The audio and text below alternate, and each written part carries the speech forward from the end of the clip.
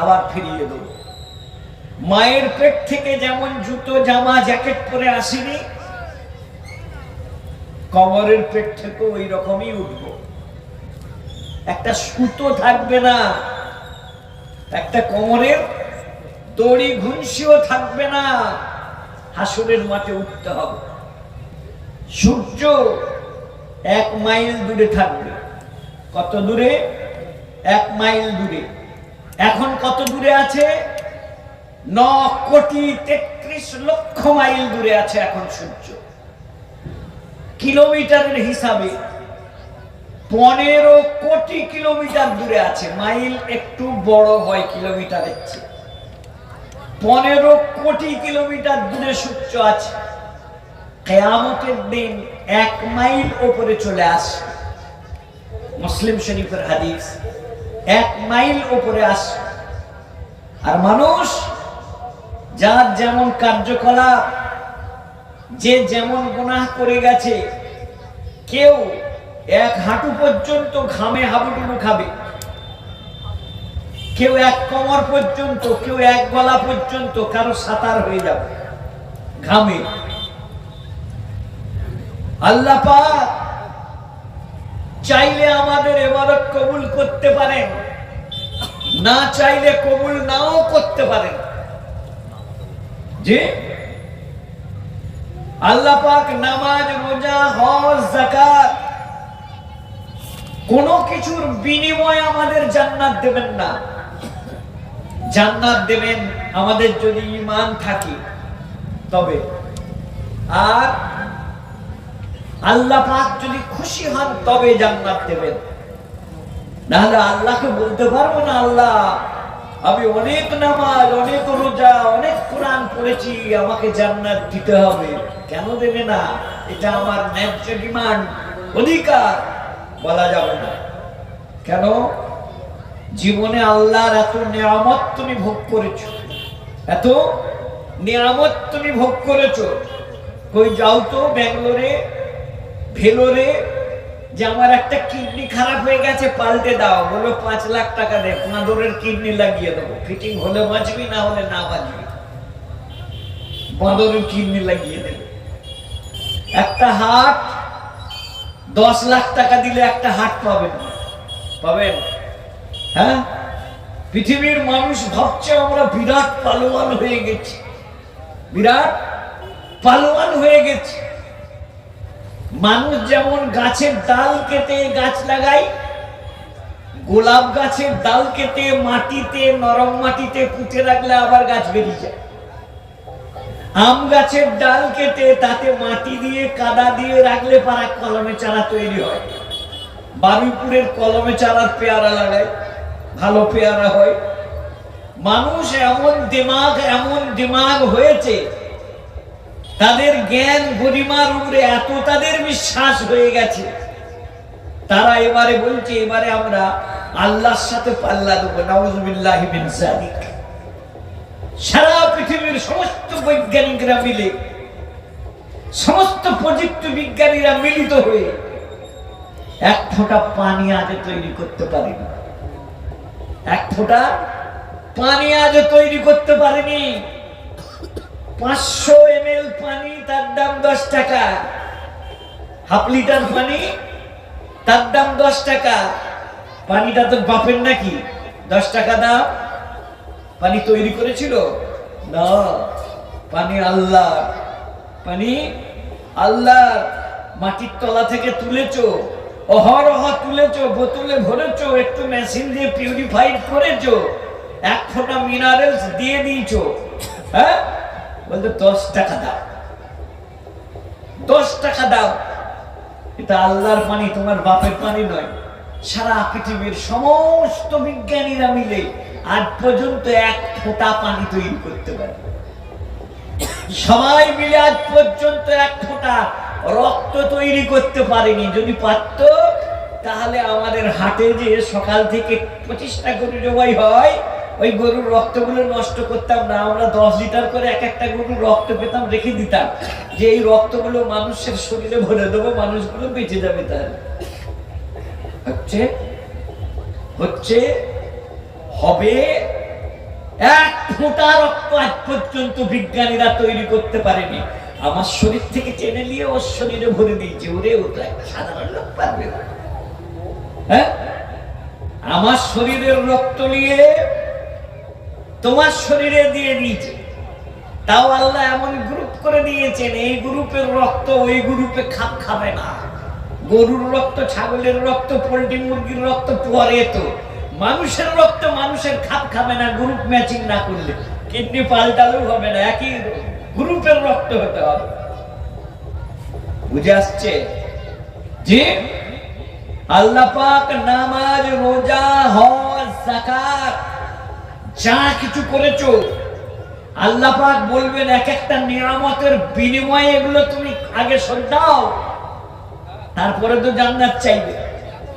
তোমাকে দুটো চোখ দিয়েছি, যার চোখ নাই সে জীবনে তার জন্মদাতা মাকে দেখেনি, জন্মদাত্রী মাকে জীবনে, তার বাপকে দেখেনি জীবনে, তার স্ত্রীকে দেখেনি কালো না সাদা, যে হাত বুলিয়েছে, মা তুমি কালা না সাদা, বলতে বাবা লোকে বলে আমি সাদা, কিন্তু মা তো মাই হয়, সাদা হোক আর কালো হোক, মানুষ তো মানুষই হয়, সাদা হোক আর কালো হোক। পৃথিবীর সমস্ত বিজ্ঞানীরা মিলে একটা মানুষও তৈরি করতে পারে, একটি তৈরি করুক। যে আমাদের অনেক পরিচিত লোক আছে যারা 1 ডজন করে মানুষ জন্ম দিয়েছে, যে আছে না নেই? 1 ডজন মানুষ জন্ম দিয়েছে, মানে তাদেরকে জন্ম দিয়েছে, পেটে ধরেছে, লালন করেছে, পালন করেছে, বড় করেছে। তোমরা একটা মানুষ তৈরি করে দেখাও যে আমরা এই মানুষটা কারখানায় তৈরি করি। হ্যাঁ, পারবে না, পারবে না। আমার বন্ধুরা, আব্দুল হক মুহাদ্দিস দেহলভী রহমাতুল্লাহ আলাইহি লিখেছেন, আল্লাহ নামাজ, রোজা, হজ, যাকাত ইবাদত গুলোকে কবুল করতেও পারেন, নাও পারেন। ডিউটি পালন হয়ে গেছে, আমি নামাজ পড়েছি, আমার ডিউটি পালন। আমার যে নামাজ না পড়লে যে কোটি কোটি বছর জাহান্নাম আল্লাহ দিতেন, হয়তো জাহান্নামটা দেবেন না, কিন্তু আমার নামাজের উপরে আল্লাহ সন্তুষ্ট হলে পুরস্কার দেবেন। সে পুরস্কার আল্লাহ দিতেও পারেন, নাও পারেন। একটি ইবাদত আছে যে ইবাদতটাকে আল্লাহ পাক কখনো বেকার করেন না, কবুল করেন। একটি ইবাদত আছে, সেই ইবাদতটা হলো দরুদ শরীফ। সুবহানাল্লাহ, সেই ইবাদতটা হলো দরুদ শরীফ। আল্লাহ পাক তার হাবিবের উপরে, তার রাসূলের উপরে কেউ যদি দরুদ শরীফ পড়েন, আল্লাহ সেই দরুদকে বাতিল করেন না, সেই দরুদকে কবুল করে নেন। বলুন সুবহানাল্লাহ। আমরা যখন মেদিনীপুর জেলার চন্দ্রকোনা থানার চালতামানি গ্রামে কিছু মুসলমান জড়ো হয়ে, সমবেত হয়ে আল্লাহর হাবিবের নামে, আল্লাহর রাসূলের নামে যখন আমরা দরুদ পড়ব, এই দরুদ নাসাই শরীফের হাদিস, একটা বার করে দাও, নাসাই শরীফের হাদিস। এই হাদিসটা এই বইয়ের প্রথম পৃষ্ঠায় লেখা আছে, বাংলা মানে লেখা আছে, আমি আরবিটা বলছি। আল্লাহর নবী সাল্লাল্লাহু আলাইহি সাল্লাম বলেছেন, ইন্না লিল্লাহি মালাইকাতান সাইয়াহিনা, আল্লাহর কিছু ভ্রাম্যমান ফেরেশতা আছেন, আল্লাহর কিছু ভ্রাম্যমান ফেরেশতা আছেন। ভ্রাম্যমান মানে যারা ভ্রমণ করে বেড়ায় সব সময়, সারা পৃথিবীর অলিতে গলিতে তারা ভ্রমণ করে বেড়ায়। তাদের কি কাজ? ইউবাল্লিগুনা সালাম আন উম্মতি, আমার উম্মত যারা আমার উপরে দরুদ সালাম পড়ে, সেই দরুদ ও সালাম গুলোকে সেই ফেরেশতারা আমার রওজা মুবারকে, আমার কবর মুবারকে তারা পৌঁছে দেয়। আল্লাহর এক দল ফেরেশতা আছে, তারা সারা পৃথিবী ঘুরে বেড়াচ্ছে, তাদের একটাই ডিউটি, ইউবাল্লিগুনা সালাম আন উম্মতি, আমার উম্মতের সালাম আমার রওজা মুবারকে মদিনায় পৌঁছে দেয়। এর দ্বারা একটা কথা বোঝা গেল, আমরা মেদিনীপুর চলতাবান্দি চন্দ্রকোনা থানার এই গ্রামে যদি আমরা দরুদ পড়ি, সেই দরুদ তৎক্ষণাৎ নবী পাক সাল্লাল্লাহু আলাইহি সাল্লামের কাছে ফেরেশতারা পৌঁছে দিয়ে বলবেন, ওগো আল্লাহর হাবিব, আপনার মহব্বতে আপনার কিছু উম্মত এই জেলার, এই রাজ্যের, এই থানার, এই গ্রামের, তারা আপনার উপরে দরুদ শরীফ পাঠ করেছে। আল্লাহর নবী বলবেন, আয় আল্লাহ, আমার উম্মতকে তার নেকি দিয়ে দাও, আমার উম্মতকে তার নেকি দিয়ে দাও। আল্লাহর নবী বলে গেছেন, মান সাল্লা আলাইয়া মাররাতান, যে লোক আমার উপরে একবার দরুদ শরীফ পাঠ করবে, সাল্লাল্লাহু আলাইহি আশারা মাররাত, আল্লাহ তাকে 10টা রহমত বা কল্যাণ দান করবেন। বলুন সুবহানাল্লাহ।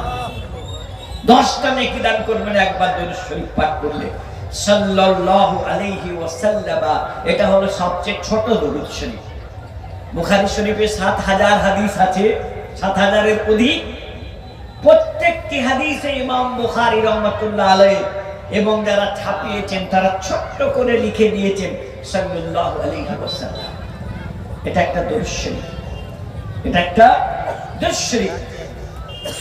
এই কিতাবটি আব্বাজানের লেখা, হাজির নাজির প্রসঙ্গ। এই হাদিসটা এই সামনের পৃষ্ঠায় আমি যখন এর ডিজাইনিং করি, নতুন প্রচ্ছদ পরিকল্পনা করি যে নবীজির রওজা মোবারকের ছবিটা দেওয়া হবে, এই কিতাবটা আজ থেকে 30 বছর আগে ছাপানো হয়েছিল। আব্বাজান দুঃখ করে বলছিলেন, বাবা, এক একটা কিতাব 2 বছর 4 বছর মেহনত করে আমি লিখেছি। আমার মনে হয় এই কিতাবগুলো এক একটা আমার ছেলে, আমার সন্তান।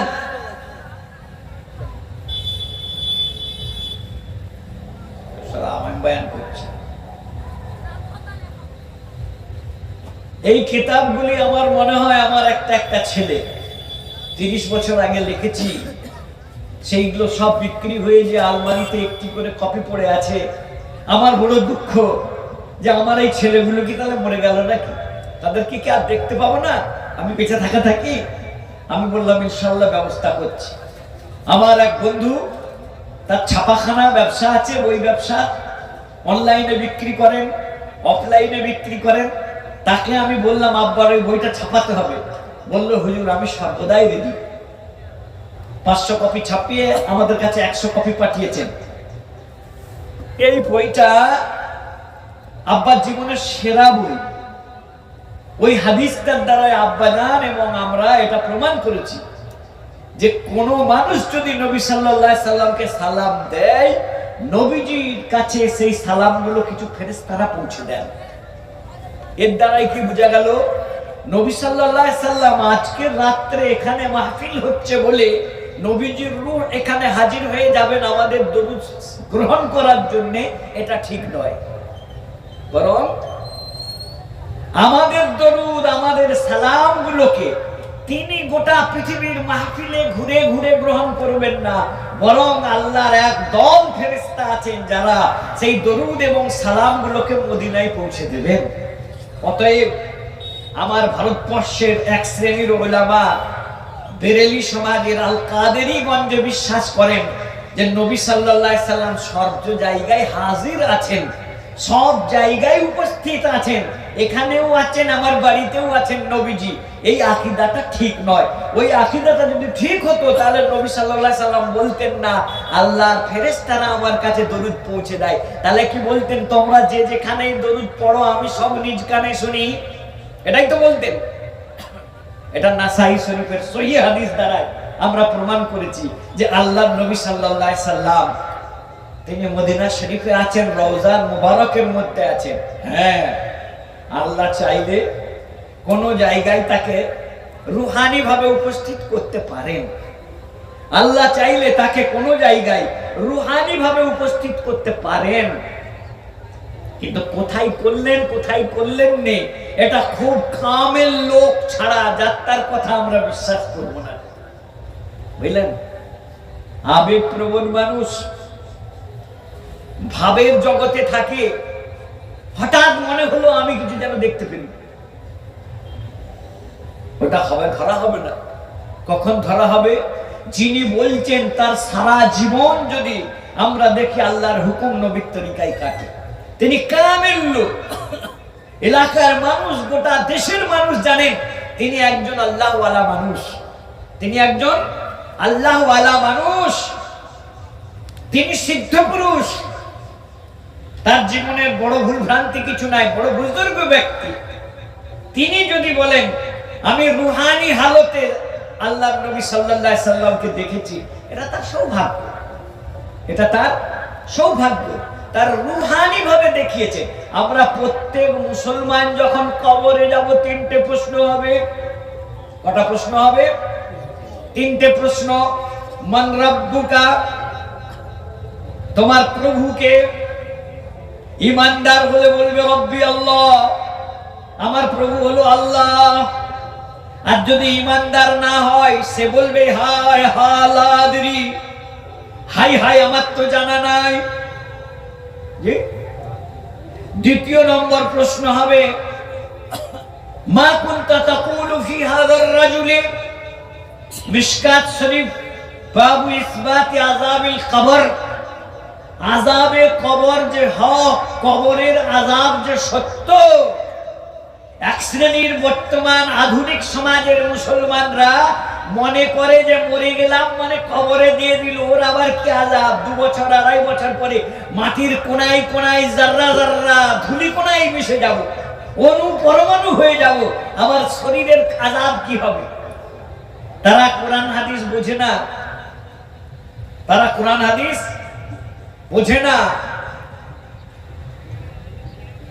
শ্রীনগর থেকে সন্দীপুর রোড ধরে চালতা বাঁধি, চালতা বাঁধি, এই যে একজন ফোন করে নিচ্ছে আপনাকে, যে চালতা বাঁধি, দেখবেন রাস্তার উপরে ইয়ে আছে, আলো মাইক পাবেন, তোমরা ফোন করো, খাম্বার ফোন করো। উনি শ্রীনগরের কাছে এসে গেছে।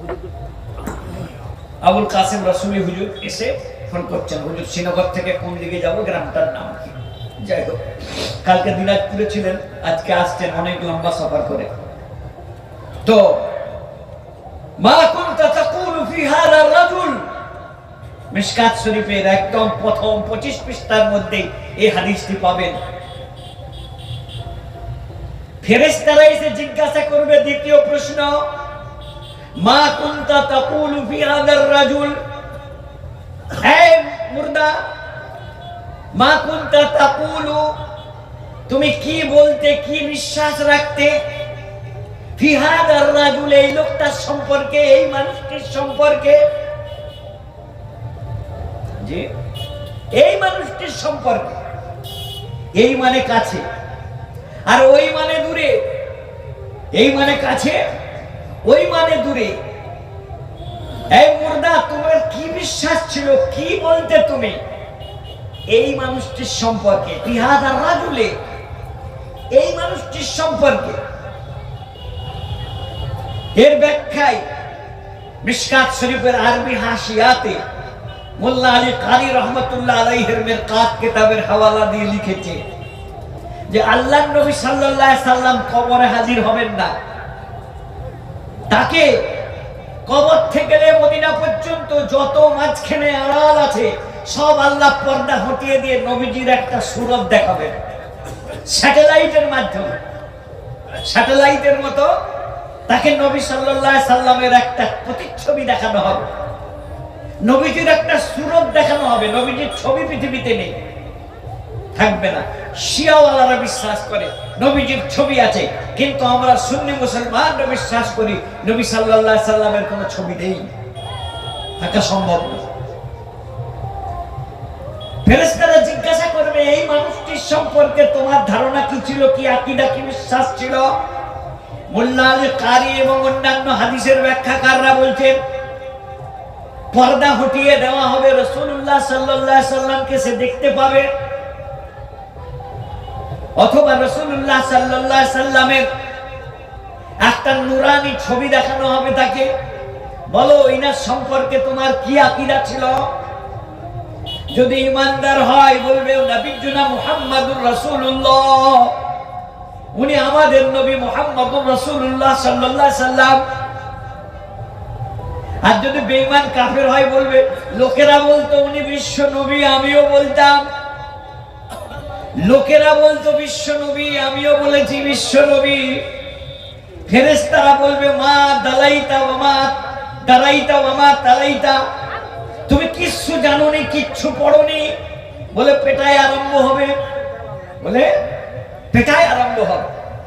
আমার বন্ধুরা, নবী পাক সাল্লাল্লাহু আলাইহি সাল্লাম মদিনা শরীফে তার রওজা মুবারকে বিশ্রামে আছে, উম্মতের জন্য দোয়া ফরিয়াদ করছেন, উম্মতের জন্য দোয়া ফরিয়াদ করছেন। পৃথিবীতে সকল নবী তার কবরে তাদের দেহগুলো অক্ষত আছে।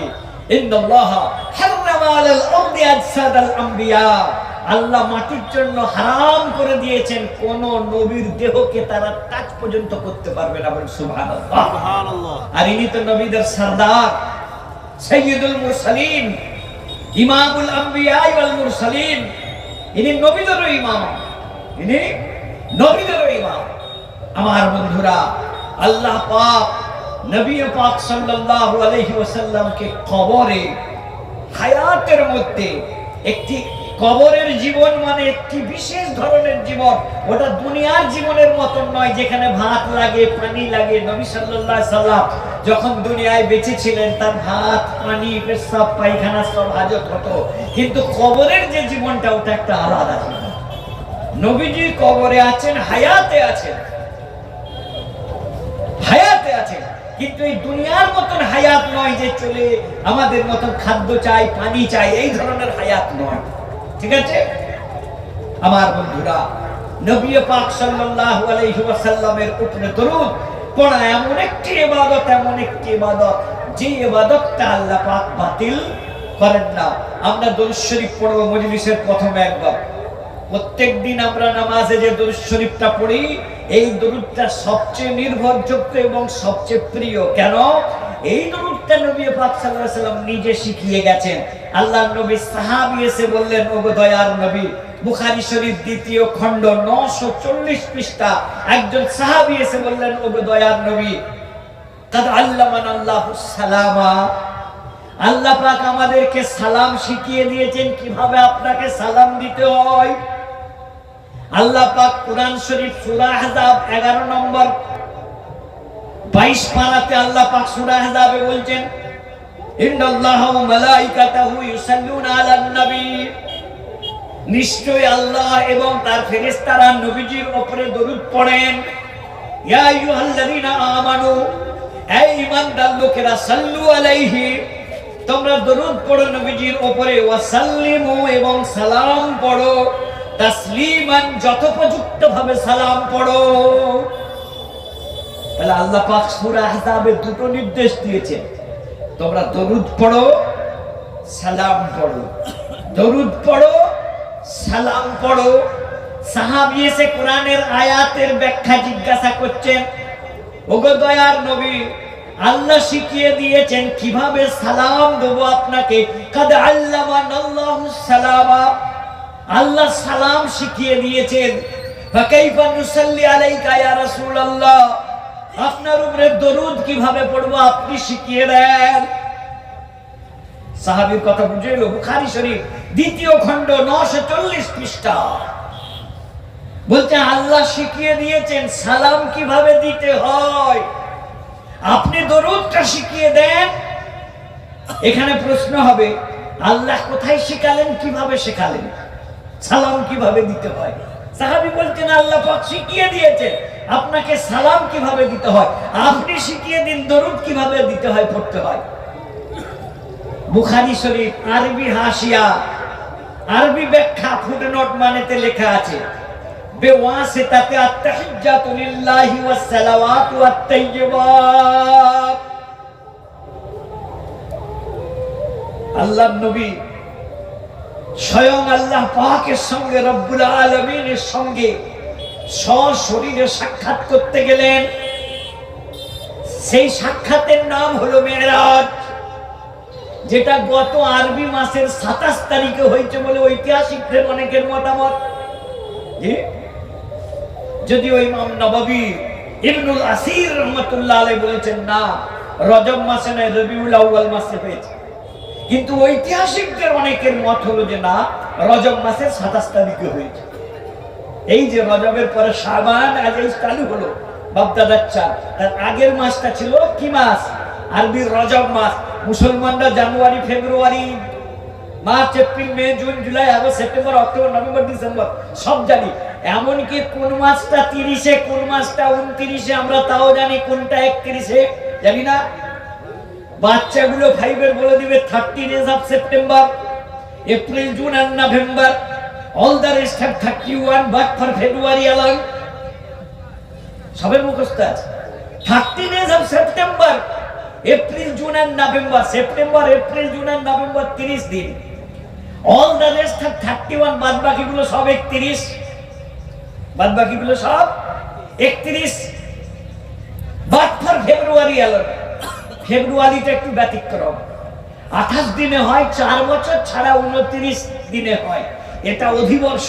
এই বছর ফেব্রুয়ারি মাস হবে 29 দিনে, 3 বছর হবে 28 দিনে, আর 4 বছরের মাথায় কি হবে? 29 দিনে ফেব্রুয়ারি মাসে। সব ইংরেজি ছড়া মুখস্থ আছে আমাদের, বলছি। বৈশাখ, জ্যৈষ্ঠ, আষাঢ়, শ্রাবণ সব মুখস্থ আছে। মুসলমানের ছেলে যদি জিজ্ঞেস করি বলতো আরবির প্রথম মাস কোনটা, বলবে রমজান মাস। জানেন না?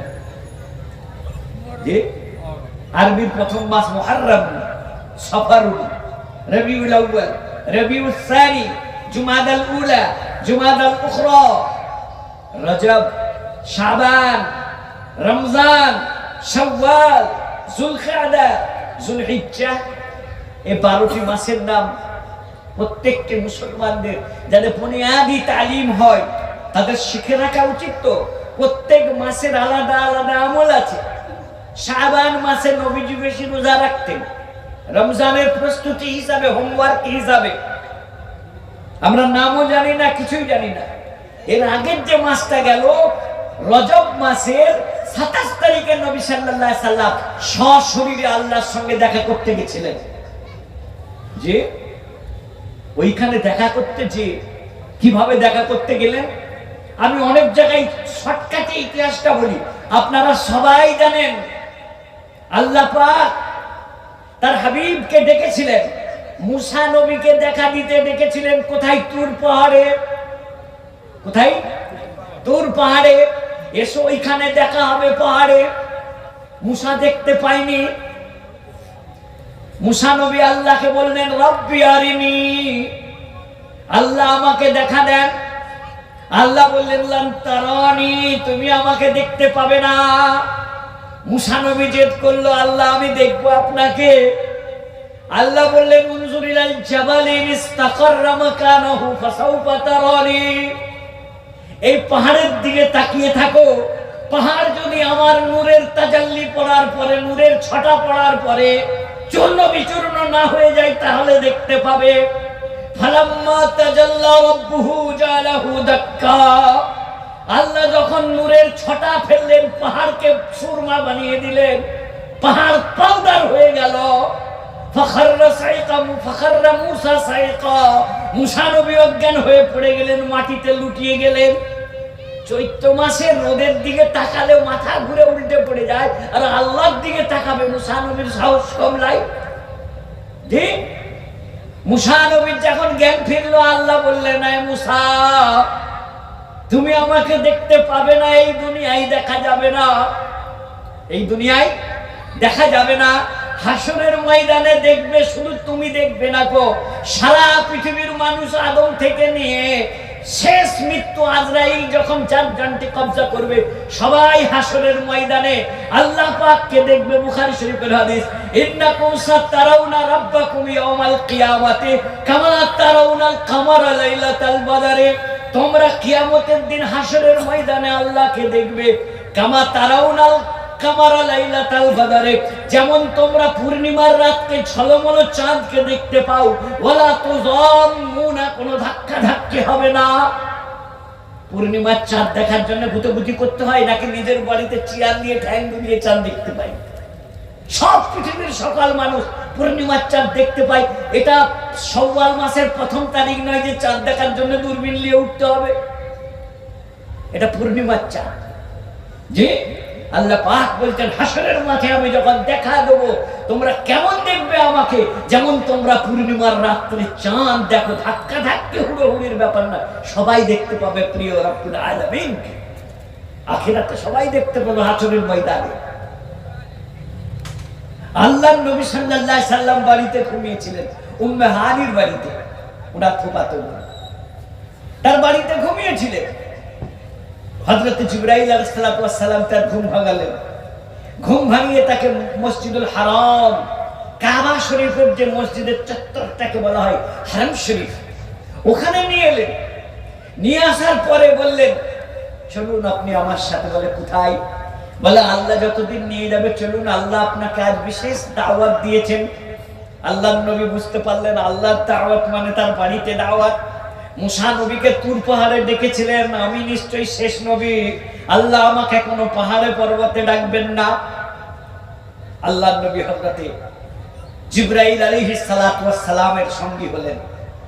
বুররাক নামে একটি বারকুন মানে বিদ্যুৎ, বিদ্যুতের মতো গতিময় একটা জান্নাতি জন্তু নিয়ে এলেন, যার বডিটা ঘোড়ার মতো, মুখটা খচ্চরের মতো, আর এত দুরন্ত গতি, যত দূর চোখ পড়ে এখান থেকে ফাঁকা মাঠে তাকালে শ্রীনগর চোখের দৃষ্টি যাবে। যাবে না? যাবেনি? একবার টাওয়ারের উপরে উঠে পড়ুন। এখানে আমাদের বাঁশ বাগান আছে বলে আমরা দেখতে পাচ্ছি না। এই গির্জায় একদিন বাঁশ নিয়ে উঠে পড়বেন কুতুব মিনারে, গোটা কলকাতা দেখতে পাবেন। মুত্তাবাসারিহি, যত দূর চোখ যায় তত দূর সে ঘোড়া তার পা তুলে পায়ের টাপ পেল, এত দুরন্ত গতি। ওই বুরাকে চড়ে নবী পাক সাল্লাল্লাহু আলাইহি ওয়াসাল্লাম গেলেন কোথায়? বাইতুল মুকাদ্দাস, যে মসজিদটাকে নিয়ে গোটা পৃথিবীর মানুষ দাবি করে এই মসজিদ আমার, এই মসজিদ আমার, এই মসজিদ আমার। আমরা বলছি এই মসজিদ তোমার বাবার একার নয়, এই মসজিদ সারা পৃথিবীর মানব সন্তানদের সকলের। কেন? হযরতে আদম আলাইহিস সালাতু ওয়াস সালামের জন্য আল্লাহ পাক সর্বপ্রথম একটা মসজিদ তৈরি করেছিলেন। সেই মসজিদটার নাম হলো কাবা। সেই মসজিদটার নাম হলো কাবা। কাবা নির্মাণের 40 বছর পরে, 40,000 নয়, মাত্র 40 বছর পরে আল্লাহ তাবারক ওয়া তাআলা ফেরেশতাদেরকে বললেন আরেকটা মসজিদ তৈরি করে দাও, ইবাদতখানা তৈরি করে দাও। সেই মসজিদ হলো মসজিদে বাইতুল আকসা, বাইতুল মুকাদ্দাস। হযরতে দাউদ আলাইহিস সালাম যুগে যুগে নবীরা তার সংস্কার করেছেন কেবলমাত্র, কিন্তু ওই মসজিদটাও তৈরি হচ্ছে কার? ফেরেশতাদের তৈরি করা মসজিদ। ওই মসজিদে ঈসা আলাইহিস সালাতু ওয়াস সালামের আম্মা জান হযরতে মারিয়াম আলাইহিস সালাম ঝাড়ু দিতেন। হযরতে মারিয়াম ওই মসজিদে ঝাড় দিতেন। মারিয়ামের মা হযরতে হান্না বিনতে ফাকুদ, তিনি আল্লাহর কাছে মান্নত করলেন, হে আল্লাহ আমাকে একটা বেটা দেন। রব্বি ইন্নী নাযারতু লাকা মা ফি বাতনি মুহাররারান আলাইকা ফাতাকাব্বাল মিন্নি। হে আল্লাহ আমার পেটে যে সন্তান আছে আমি মান্নত করেছি ওই সন্তানটা বাইতুল মুকাদ্দাসের সেবা করার জন্য দেব। তার মনের আশা ছিল আল্লাহ তুমি বেটা দেবে। আল্লাহর কাছে দোয়া করলেন রব্বি ইন্নী ওয়াদাতুহা উনসা। হে আল্লাহ আমি তো বেটা নয় বেটি জন্ম দিয়েছি, প্রসব করেছি। আল্লাহ পাক বললেন লাইসা যাকারু কাল উনসা, এই মেয়েটা এত সম্মানিত হবে পৃথিবীর অনেক পুরুষের ধারে কাছেও যেতে পারবে না, এর পায়ের ধুলোর সমান হতে পারবে না। ফাতাকাব্বালাহা রাব্বুহা বিকবুলিন হাসানিন ওয়া আমবাতাহা নাবাতান হাসানা। আল্লাহ পাক ওই মরিয়মকে কবুল করে নিলেন। মরিয়মের মা হান্না বিনতে ফাকুদ মসজিদের সেহনে যে রেখে এলেন। মসজিদে বাইতুল মুকাদ্দাসে এশার নামাজ হচ্ছে। নামাজের পরে মুসল্লিরা বেরিয়ে দেখলো একটা ছোট শিশুকেও মসজিদে দান করে গেছে, মসজিদের সেবাদাসী হিসাবে দিয়ে গেছে। মুসল্লিরা সবাই তর্ক করলো, বিতর্ক করলো, ডিবেট করলো। এ বলে আমাকে দাও মানুষ করব, আমিও আমাকে দাও মানুষ করব। ইন্নী সাম্মাইতুহা মারইয়ামা, হে আল্লাহ আমি ওর নাম মারিয়াম রেখেছি। মারিয়াম একটা ফুলের নাম, মারিয়াম একটা ফুলের নাম। মুসল্লিরা বলছে আমাকে দাও, আমি মরিয়মকে পালন করব। ও বলে আমাকে দাও, মরিয়মকে আমি পালন করব। মসজিদের ইমাম কে ছিলেন? হযরতে ইমরান বিন লাহাম। হযরতে ইমরান। আর ওই মসজিদের মেন অভিভাবক ছিলেন হযরতে মারিয়ামের খালু হযরতে জাকারিয়া আলাইহিস সালাম। হযরতে জাকারিয়া আলাইহিস সালাম তিনি বললেন, থাক তোমরা গোলমাল করো না, তোমরা ঝামেলা করো না। এ বলে না আমি মরিয়মকে মানুষ করব, বলে না আমি মরিয়মকে মানুষ করব। তখন হযরতে জাকারিয়া বললেন, চলো আমরা কি করব, লটারি করব। যার নামটা বেরোবে সেই মরিয়মের অভিভাবক হবে, সেই মরিয়মকে লালন পালন করবে। এখানে একটা শিক্ষা নিয়ে নিন, আল্লাহ পাক সূরা আলে ইমরানে কি বলছেন? হযরত মারিয়াম একজন নবীর মা, একজন নবীর মা। এবং পৃথিবীর ইতিহাসে সেরা যে 10 জন ইসলামী রমণী আছেন তার মধ্যে একজন কে? হযরতে মারিয়াম, মা হাওয়া, হযরতে আসিয়া ফেরাউনের বিবি আসিয়া, মারিয়াম, এরা ইসলামের 5 জন সেরা রমণীর মধ্যে আল্লাহ পাক হযরতে মারিয়ামকে দিয়েছিলেন। হযরতে মারিয়ামের মা মান্নত করলেন, রব্বি ইন্নী নাযারতু লাকা মা ফি বাতনি, আল্লাহ আমার পেটে যেটা আছে আমি মান্নত করলাম তোমার ঘরের সেবা দাস করে দেব। তাহলে মান্নত কার কাছে করলো? আল্লাহর কাছে। মান্দারনের কবরে যেয়ে নয়, মান্দারনের কবরে যেয়ে নয়, মান্নত কবরে হবে না, না যায় যেমন হারাম।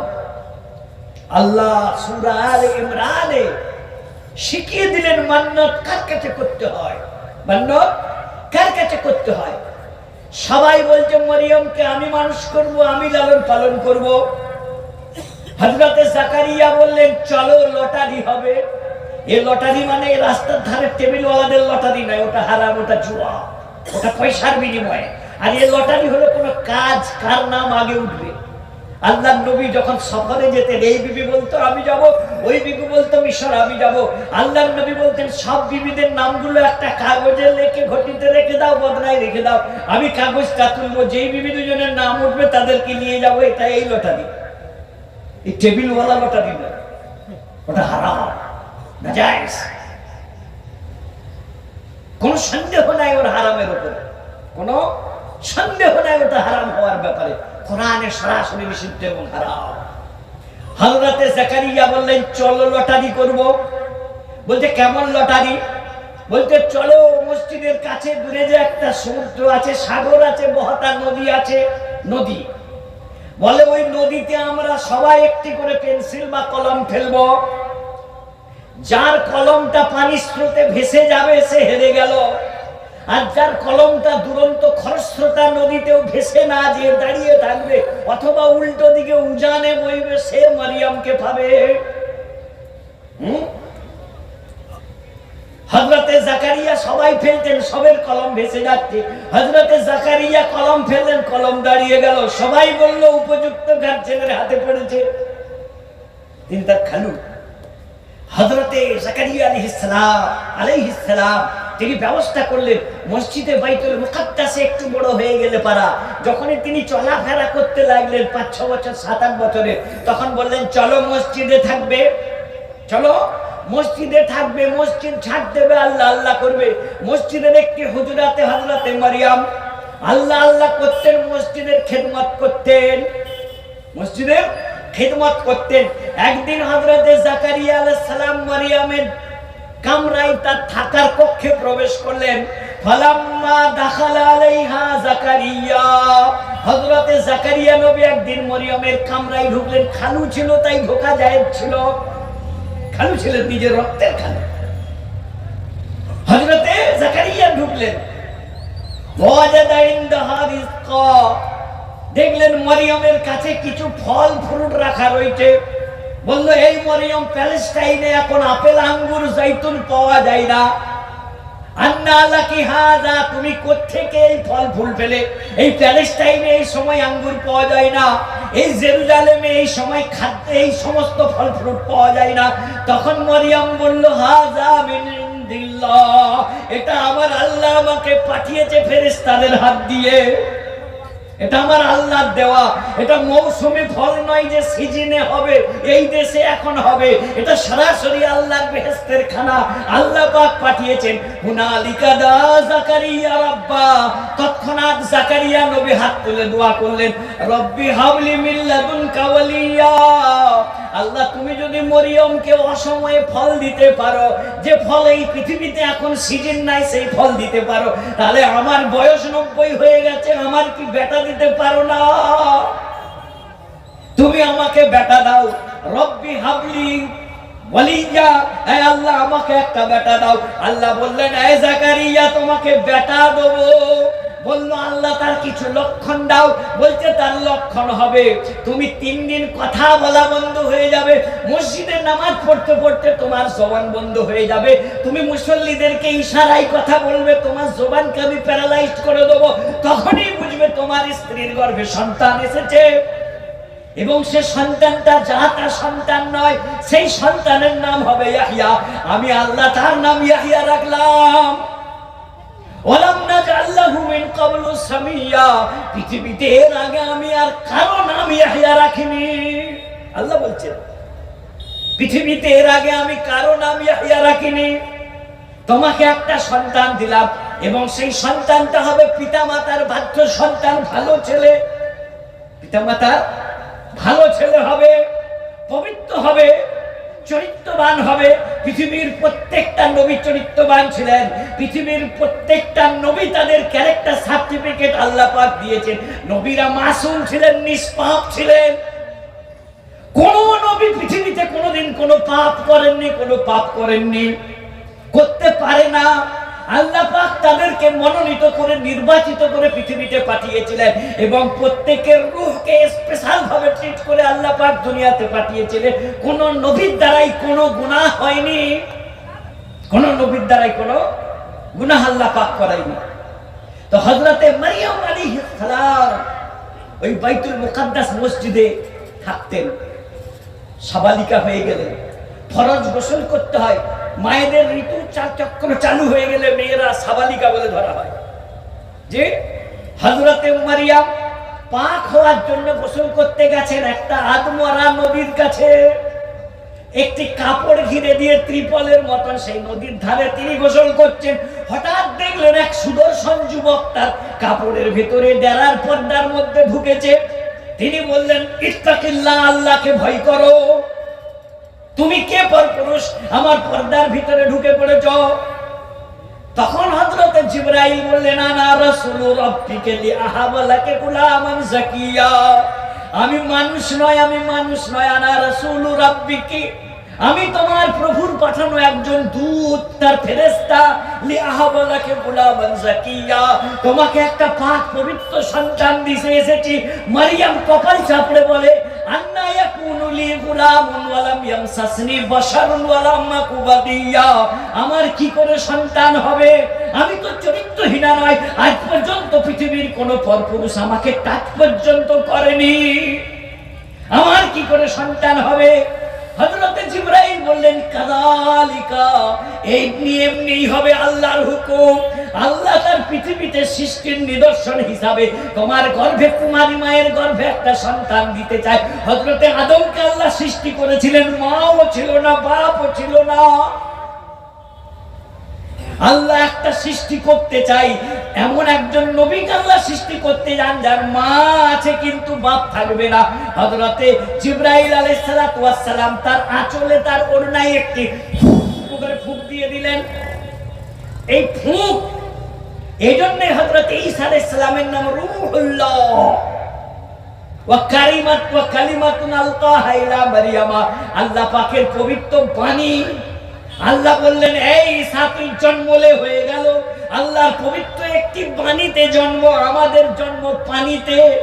পানি মানে বাপের পানি, বাপের ঔরস থেকে আমাদের জন্ম, আমাদের জন্ম পানিতে। আর ঈসা নবীর জন্ম আল্লাহর বাণীতে। আল্লাহ বললেন হয়ে যা, তৎক্ষণাৎ তিনি গর্ভধারণ করলেন, তৎক্ষণাৎ গর্ভধারণ করলেন। যেদিন সন্তান ডেলিভারির সময় হলো, তিনি পেটের যন্ত্রণা দিয়ে কাতরাতে কাতরাতে একটা নদীর ধারে গেলেন। আরেকটি খেজুর গাছ ধরে তিনি বেদনা অনুভব করতে রইলেন আর মন খারাপ করছেন। ইয়া লাইতানি মিতু ক্বাবলা হাযা ওয়া কুনতু নাসিয়াম মানসিয়া, ইয়া লাইতানি মিতু ক্বাবলা হাযা, হায় আফসোস যদি আমি আগে মরে যেতাম এই কুমারী অবস্থায় সন্তান জন্ম দেওয়ার চাইতে। ওয়া কুনতু নাসিয়াম মানসিয়া, গোটা পৃথিবীর লোক, জেরুজালেমের লোক, প্যালেস্টাইনের লোক ভুলে যেত যে মারিয়াম নামে কেউ পৃথিবীতে মেয়ে এসেছিল। তৎক্ষণাৎ জিবরাইল এসে হাজির, এসে বলছে, এই মারিয়াম তুমি মন খারাপ করো না, আল্লাহ পাক তোমার গর্ভে যে সন্তান দিয়েছেন এ সাধারণ সন্তান নয়, একজন নবী হবে।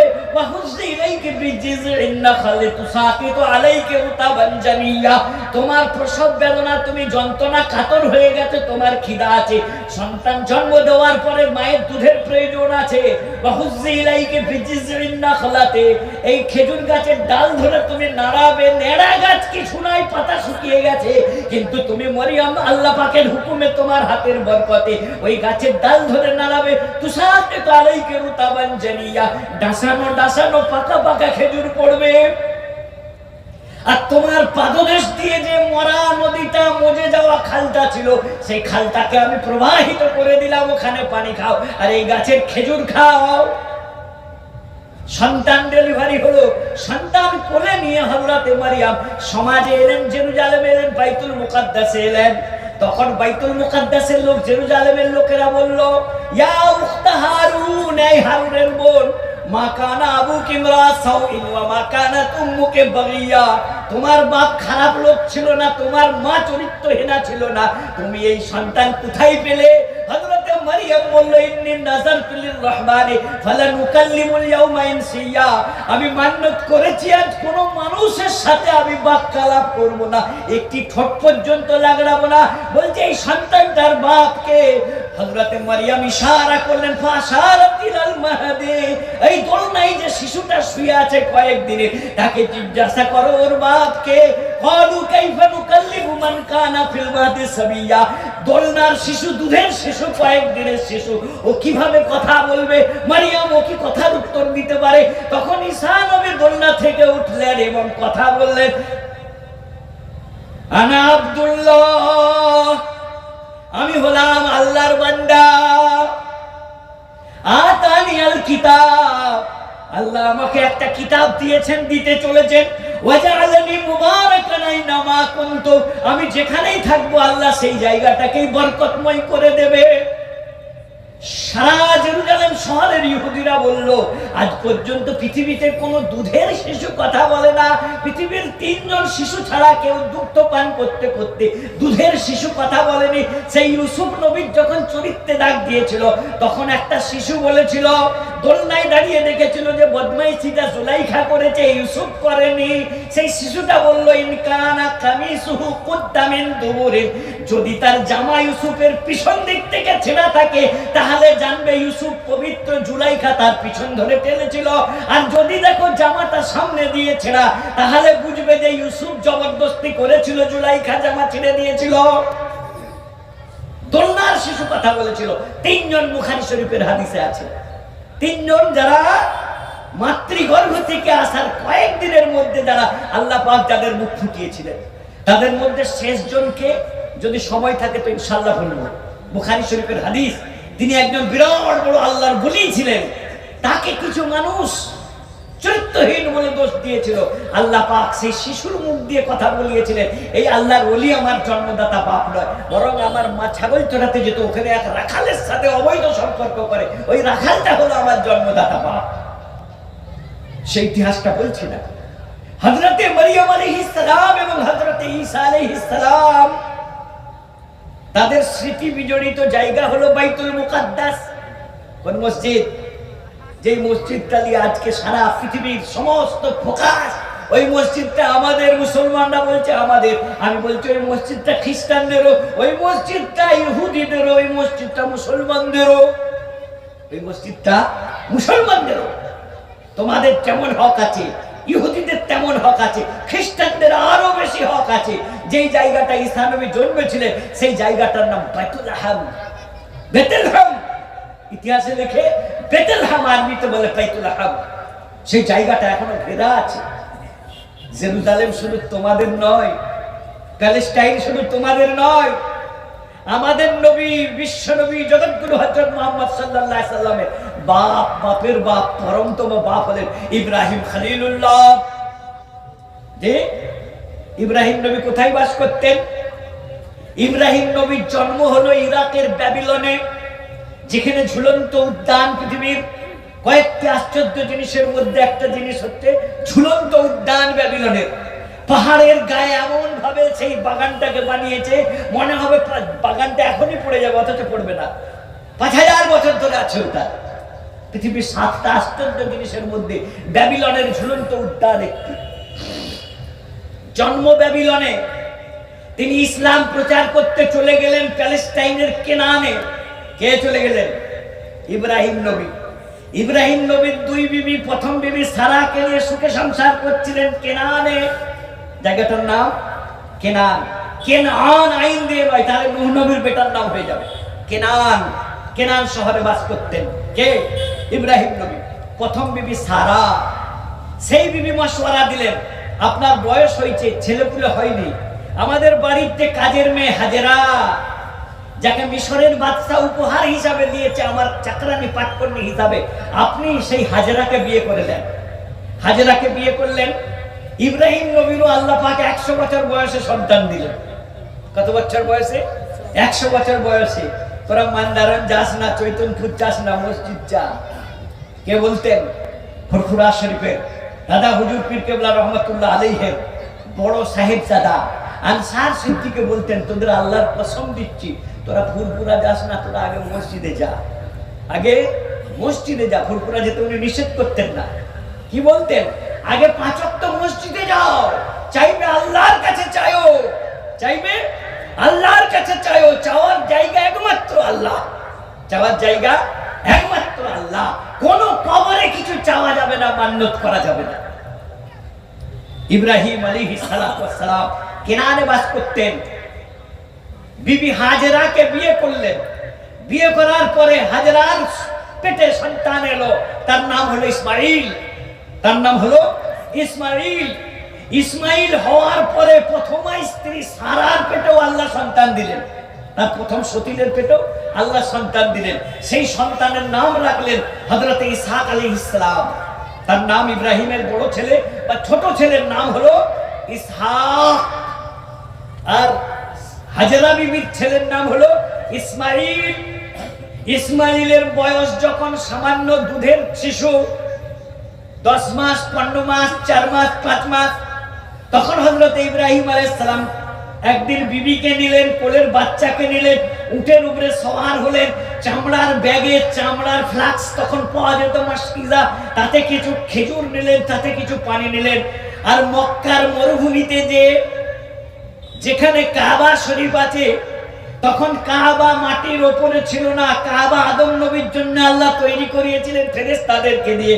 নূহ নবীর বন্যায় এমন বন্যা হলো যে কাবা বালির তলায়, মাটির তলায় চলে গেল।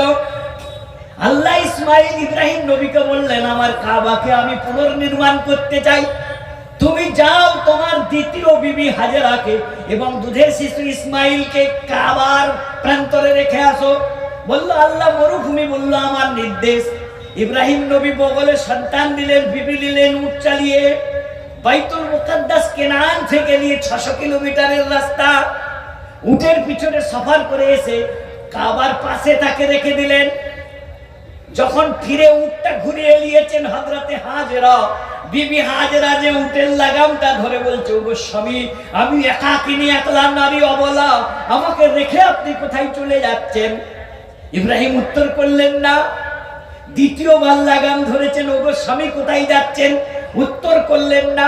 তৃতীয়বারে হাজেরা বললেন, আল্লাহু আমারাকা বিহাযা, এটা কি আল্লাহ নির্দেশ দিয়েছেন আপনি আমাকে মরুভূমিতে রেখে চলে যাচ্ছেন? ইব্রাহিম নবী এতক্ষণে জুবান খুললেন, হ্যাঁ আল্লাহ বলেছেন তাই রেখে যাচ্ছি। নবীর বিবি যোগ্য সহধর্মিনী, সঙ্গে সঙ্গে বললেন, ওগো স্বামী আপনি নিশ্চিন্তে চলে যান, তাহলে আল্লাহ আমাদের কখনো ধ্বংস বরবাদ করবেন না, আল্লাহ আমাদের হেফাজত করবে। ইব্রাহিম নবী ফিরে যাচ্ছেন মরুভূমি জনহীন প্রান্তরে। 500 কিলোমিটারের মধ্যে কোনো পানির ব্যবস্থা নেই, ঘাস নাই, গাছগাছালি নাই, সেইখানে রেখে যাচ্ছে বিবিকার দুধের শিশু ইসমাইলকে। একটু দূরে যে পিছন দিকে মুখ করে দাঁড়িয়ে হাত তুলে কাঁদছেন, আল্লাহ রব্বি ইন্নী তারাকতু রব্বি ইন্নী সুররিয়াতি বিওয়াদিন গায়রি জি যারারিন ইনদা বাইতিকাল মুহাররাম। হে আল্লাহ, তোমার বাইতুল মুহাররাম মসজিদুল হারাম কাবার পাশে আমি আমার সন্তান পরিবারকে রেখে গেলাম। হাত তুলে দোয়া করলেন। আর কি দোয়া করলেন? রব্বানা ওয়াবাস ফীহিম রাসূলা। তার আগে একটা দোয়া করলেন ইব্রাহিম, ওয়ারযুক আহলাহু মিনাস সামারাত। হে আল্লাহ, এখানে যাদেরকে বিবি বাচ্চাকে রেখে গেলাম, এদের আল আওলাদকে তুমি ফলমূল খাওয়াবে। কি খাওয়াবে? ফলমূল খাওয়াবে। আল্লাহ পাক প্যালেস্টাইন থেকে জিবরাইলকে বললেন, মুলকে শাম অথবা সিরিয়া থেকে একটা গ্রামকে জিবরাইল আলাইহিস সালাম জিসিবির মতো তার ডানার ঝটকা মেরে একটা পুরো গ্রামকে আসতো তুলে নিয়ে এলে, তুলে নিয়ে এসে কাবা শরীফে 7 বার তওয়াফ করালেন। ওই জন্যই ওই গ্রামটার নাম হলো তাইফ, মানে তওয়াফকারী। ওই গ্রামটার নাম হলো তাইফ, মানে তওয়াফকারী। সিরিয়া থেকে অথবা প্যালেস্টাইন থেকে জিবরাইল আমিন তুলে নিয়ে এলেন, নিয়ে এসে মক্কার সামান্য দূরে ওই গ্রামটাকে, ওই নগরটাকে প্রতিস্থাপন করলেন।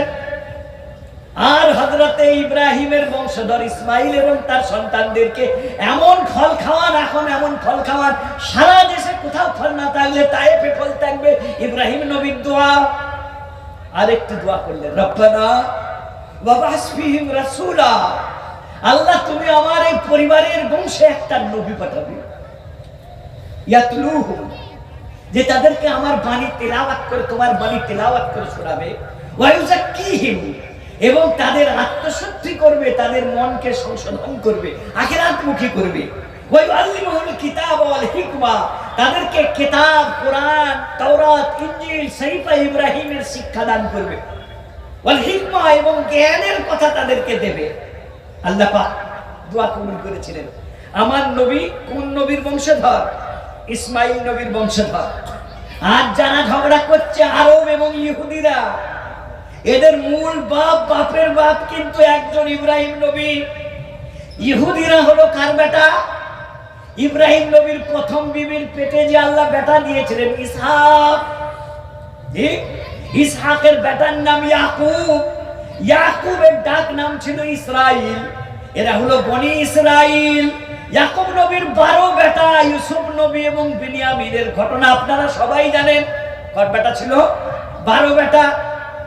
হ্যাঁ, তাদের মধ্যে এক বেটা ছিল, তার নাম ছিল ইহুদা। তার বংশ হলো এই ইহুদিরা।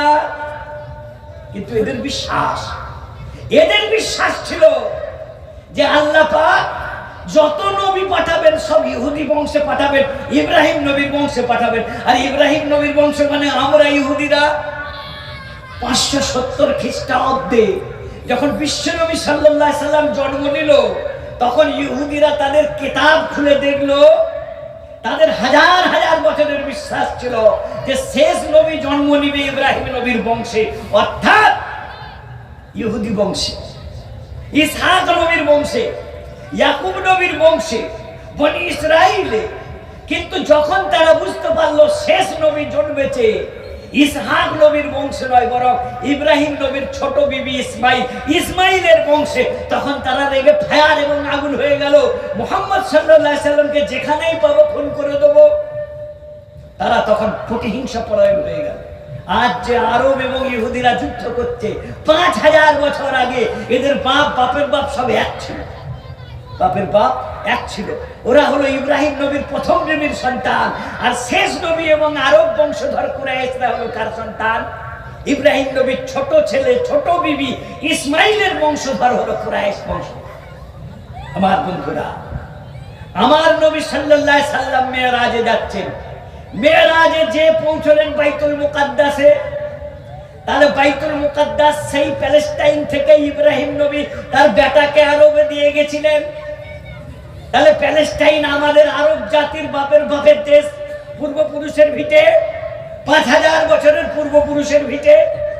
জি, আর তোমরা ইহুদিরা, তোমরা মিশরে পালিয়ে গেছিলে ইউসুফ বাদশাহী পেতে। মুসা নবী মরার সময় বলল, আল্লাহ আমার মওত দাও, কিন্তু আমার মওত যেন বাইতুল মুকাদ্দাস মসজিদে হয়, যেই মসজিদ আদম নবীর জন্য আপনি তৈরি করেছিলেন ফেরেশতাদের হাত দিয়ে। মুসা নবীর ইন্তেকাল হয়েছিল বাইতুল মুকাদ্দাসে সিজদারত অবস্থায়। এজন্য ইহুদিরাও এই মসজিদকে দাবি করে, খ্রিস্টানরাও বলে আমাদের নবী এবং নবীর মা ওই মসজিদের আঙিনায় খেলে ছোট ধরে মানুষ হয়েছে। আমরা বলছি এই মসজিদটাই আমাদেরও হক আছে, অধিকার আছে, তোমাদের কাছ থেকে কেড়ে নিতে চাইনি। তোমরাও আসো, নামাজ পড়ো, জিয়ারত করো, আমরাও জিয়ারত করি। আল্লাহর নবী মেরাজে যাচ্ছে, হযরতে জিবরাইল বুরাক নিয়ে গেলেন বাইতুল মুকাদ্দাস পর্যন্ত, আর একটা পাথরে সেই বুরাককে বাঁধলেন। দেখবেন বাইতুল মুকাদ্দাস মসজিদের যারা ছবি দেখেছেন, প্রায় 37 একর জায়গা, খুব বড় জায়গা। ওই জায়গাতে 4টে মসজিদ আছে। আদি বাইতুল মুকাদ্দাস মসজিদের ছাদ হলো কালো, ছাদ হলো কালো পাথরের, আর যেটা সোনালি চকচক চকচক করছে ওটা হলো ওই পাথর, যেই পাথরে আল্লাহর নবী মেরাজের রাত্রে কি করেছিলেন, বুরাকটাকে বেঁধে রেখেছিলেন মসজিদে কুব্বাতুস সাখরা।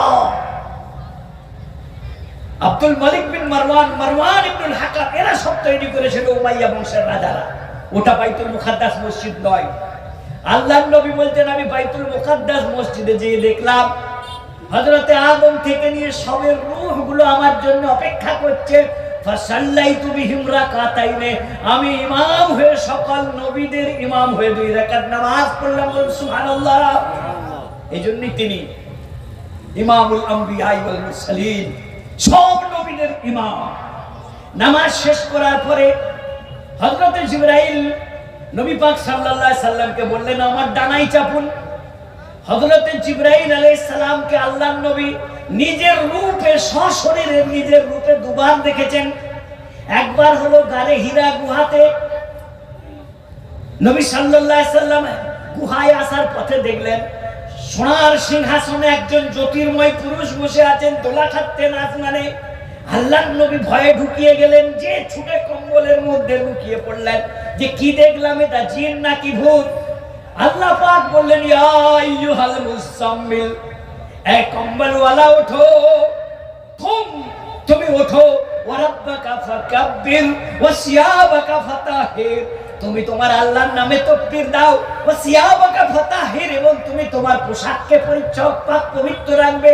আজ থেকে তুমি পেশাব করলে পানি নেবে, তুমি পেশাবের পাক পবিত্রতা অবলম্বন করবে। ওটা প্রথম দেখা। আর দ্বিতীয়বার কথা, ওয়ালাকাদ রাহু নাজলাতান উখরা, আর সিদরাতুল মুনতাহা সপ্তম আসমানের উপরে যে একবার জিবরাইল আসল চেহারাই দেখলেন, 2বার আসল চেহারাই দেখেছেন। বাকি মানুষের চেহারা ধরে ধরে জিবরাইল আসতেন, যাতে নবী পাক সাল্লাল্লাহু আলাইহি সাল্লাম ফেরেশতা দেখে ঘাবড়ে না যায়। বুখারী শরীফের প্রথম পৃষ্ঠা 3 নম্বর হাদিসে, 2 নম্বর হাদিসে ব্যাখ্যাতে আরবি হাসিয়াতে লেখা আছে, আরবি টিকাতে, হযরতে জিবরাইল তার 600 ডানা ছিল। কটা? 600 ডানা।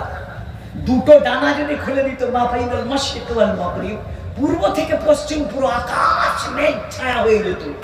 এত বিশাল তিনি, এত বিশাল তিনি। কোটি কোটি ফেরেশতাদের মধ্যে 4 জন ফেরেশতাকে আল্লাহ প্রদান করেছেন এবং বলিষ্ঠ করেছেন, যাদের ক্ষমতার অনুমান পৃথিবীর মানুষের দ্বারা করা সম্ভব নয়।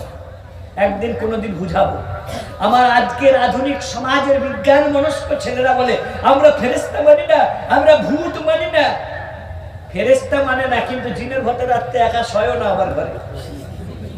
ফেরেশতা বিশ্বাস করে না, কিন্তু বেটা রাত্রে একা শয় বলে গা ছমছম করে, গা ছমছম করে। বলে কি আছে?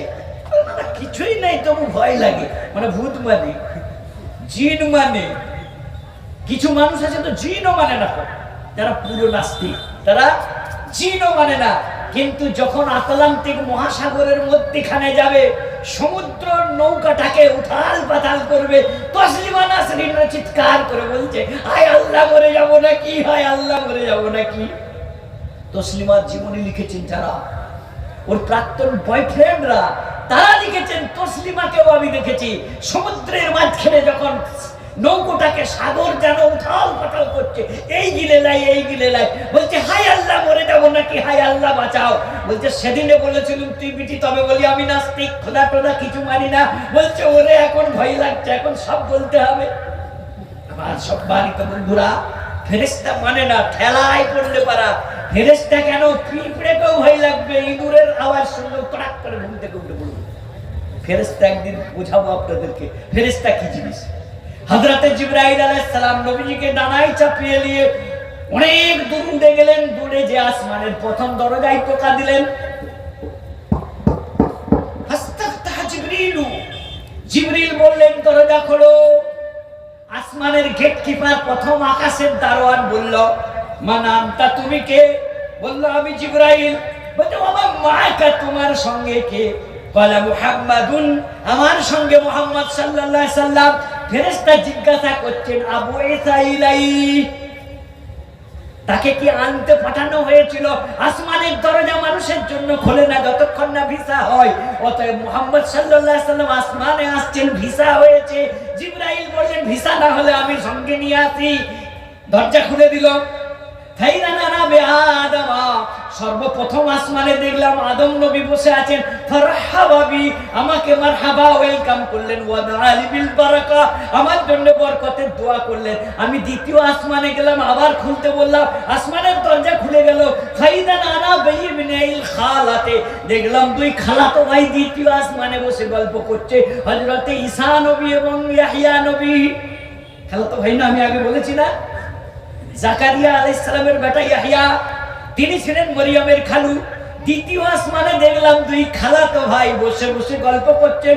ফারহাবা বি, দুজনে আমাকে মারহাবা বললেন। ওয়াদালি বিল বারাকাত, আমাকে বরকতের দোয়া দিলেন।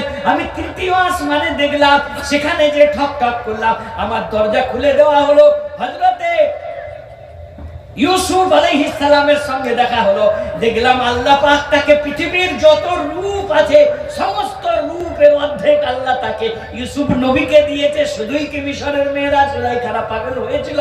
তিনিও আমাকে দোয়া দিলেন, বরকতের আর স্বাগত জানালেন। আমি চতুর্থ আসমানে গেলাম।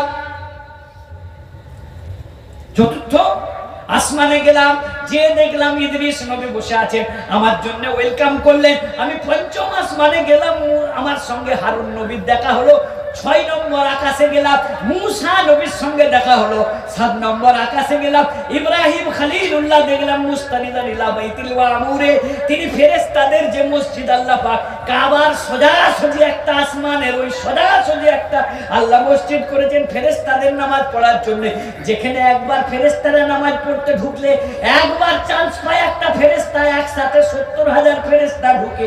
সেই ফেরেশতা জীবনে দ্বিতীয়বার আর কোনোদিন ওই মসজিদে নামাজ পড়ার তৌফিক পাইনি। কত ফেরেশতা, কত ফেরেশতা, 70,000 ফেরেশতা একসঙ্গে নামাজ পড়তে ঢুকে। আর যে একবার নামাজ পড়ে বেরোয় সে তৃতীয়বার নামাজ পড়ার চান্স পায়নি। ওখানে দেখলাম ইব্রাহিম নবী বাইতুল মামুর মসজিদে ঠেল দিয়ে বসে আছে। ঠায় দেখলাম ওখানে একটা কুলের গাছ আছে।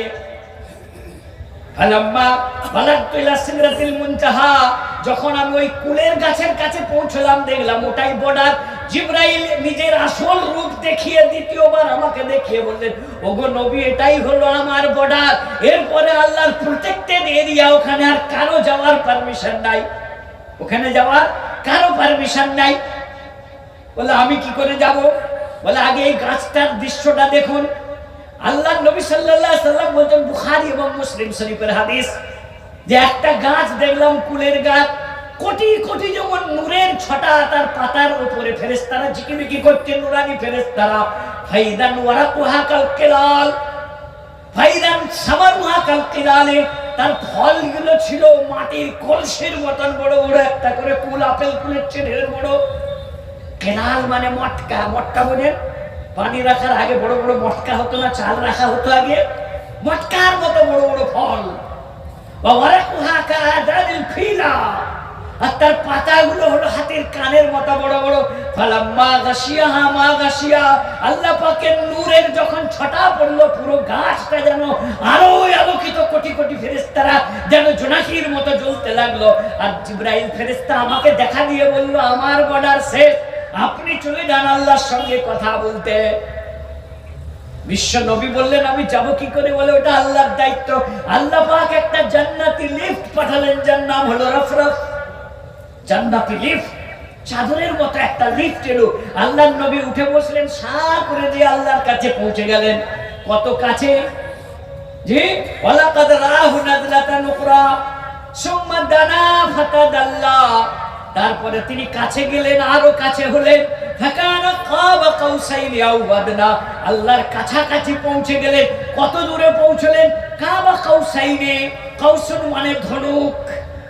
তীরটা ছোড়ার জন্য বাঁশের যে বাঁকানো বাতাটা হয়, এটাকে তো বলে তীর, আর ওটাকে বলে কামান। ওটাকে কি বলে?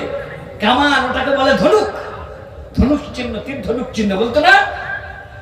কাউসন মানে ধনুক, কাউসাইন মানে দুই ধনুক। এক ধনুক মানে 2 ফুট হবে, 3 ফুট হবে, 5-6 ফুট দূরে আল্লাহ পাকের কাছে যখন পৌঁছে গেলেন,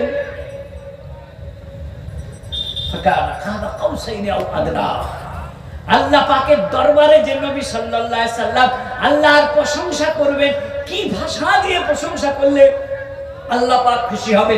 নবীজি বলতেন আমার জানা নেই কি ভাষা দিয়ে আল্লাহর সেদিনে প্রশংসা করেছিলাম, তবে একটি রিওয়ায়াতে এসেছে, তার সনদ নাই।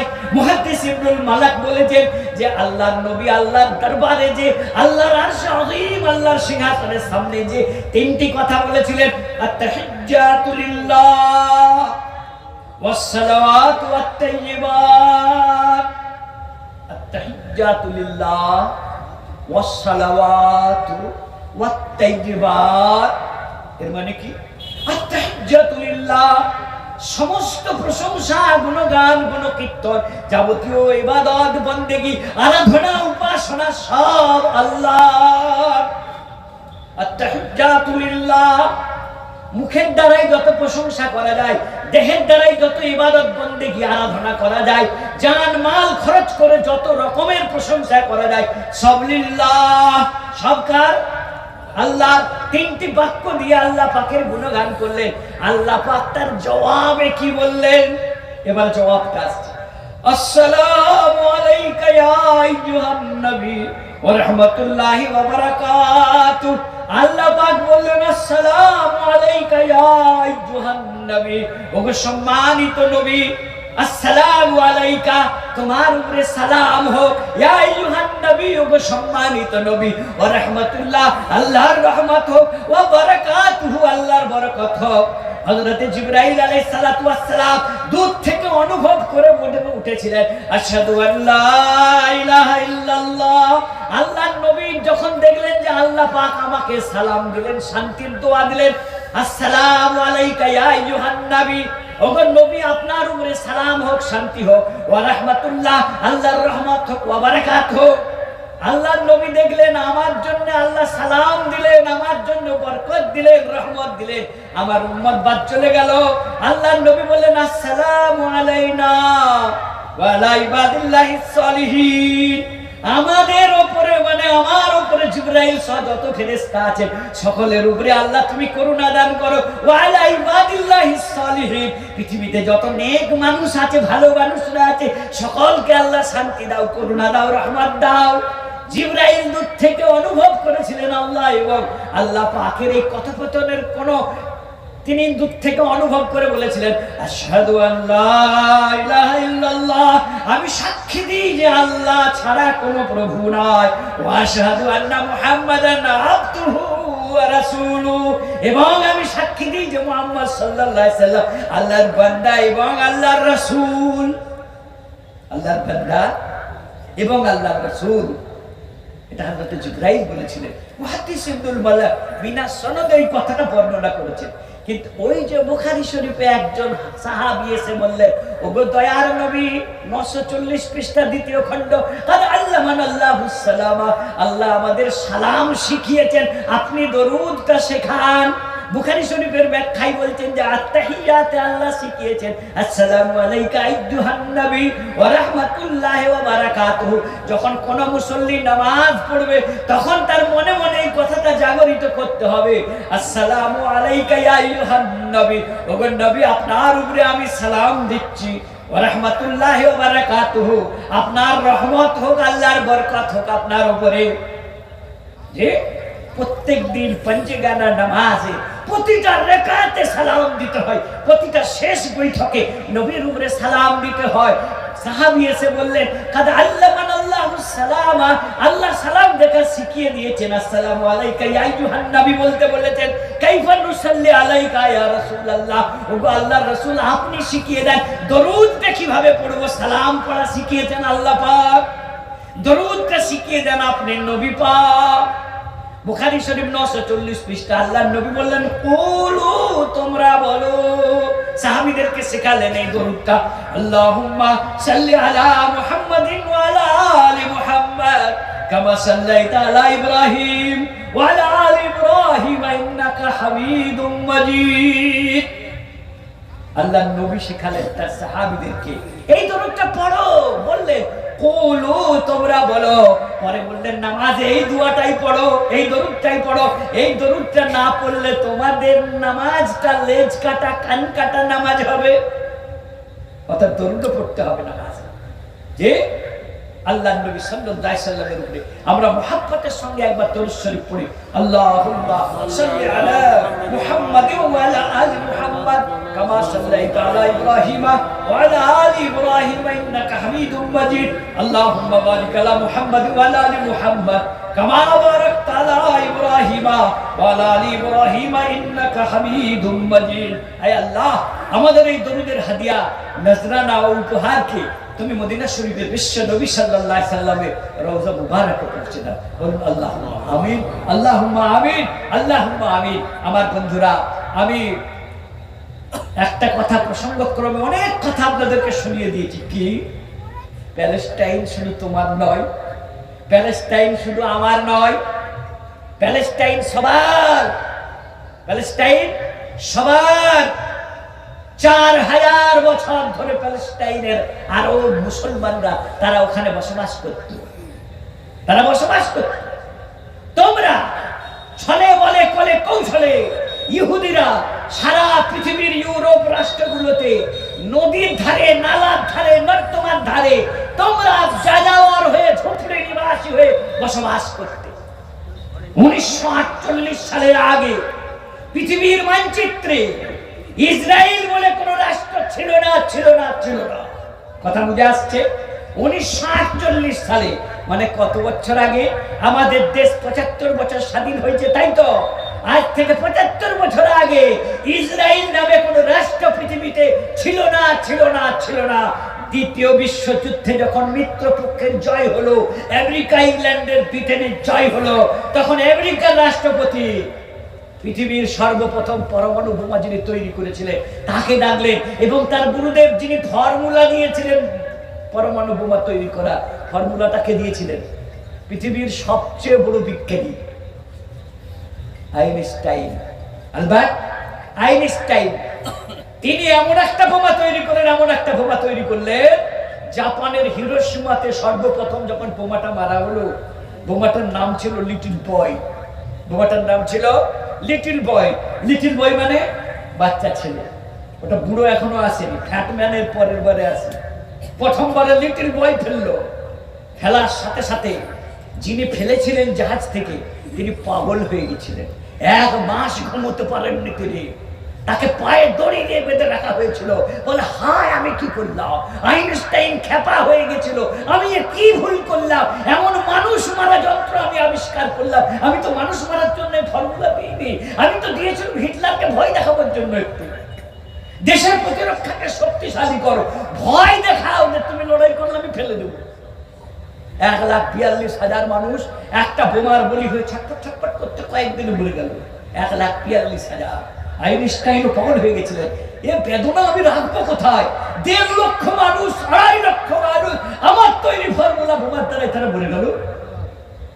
যখন শত্রুপক্ষ জিতে গেল, মিত্রপক্ষ জিতে গেল, আর বিরোধী পক্ষ যখন জাপান, জার্মান এরা যখন হেরে গেল, আমেরিকার রাষ্ট্রপতি ডাকলো পরমাণু বোমা তৈরির জনককে এবং তার ফর্মুলা তৈরির গুরুদেবকে, আইনস্টাইনকে বলল, আপনি যদি এই বোমাটা না তৈরি করে দিতেন তাহলে আমরা এই যুদ্ধ জয়লাভ করতে পারতাম না।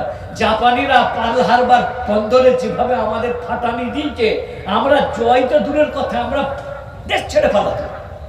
এখনো দিচ্ছে, এখনো দিচ্ছে। এক একটা মার্কামা ট্যাঙ্কের দাম 1600 কোটি টাকা। কত? 1500 কোটি টাকা এক একটা ট্যাঙ্কের দাম। সেই ট্যাঙ্ক আছে 2200। কার কাছে? এই শয়তান আজরাইলের কাছে। ইসরাইল, হযরত আজরাইলের নাম নিয়ে অপভ্রংশ করবো না আমি। ইসরাইল, আমি হিজরাইল বলি। এই হিজড়াদের কাছে 2200 ট্যাঙ্ক আছে, তার 1200 উড়িয়ে দিচ্ছে এরা। 1500 কোটি টাকা দাম একটি একটি ট্যাঙ্কে। আর এরা গুলি করছে যে টোটাগুলো দিয়ে, টোটাগুলোর দাম 2000 টাকা। টোটাগুলোর দাম 2000 টাকা। বিসমিল্লাহি আল্লাহু আকবার। ওমা রামাইতা ইয রামাইতা ওয়ালাকিন্নাল্লাহ রামা।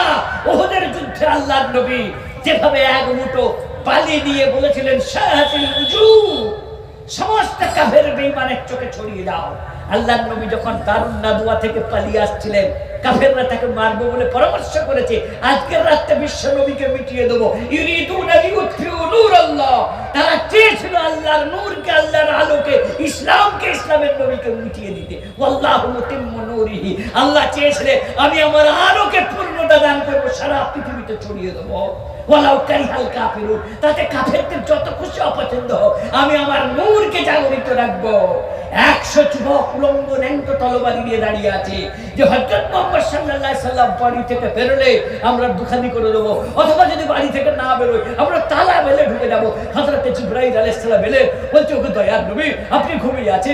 100 কুরাইশ বংশের, সারা আরব বংশের যুবকরা 100 উলঙ্গ তলোয়ারি নিয়ে দাঁড়িয়ে আছে আপনাকে মেরে ফেলার জন্য। বলছে কি করব?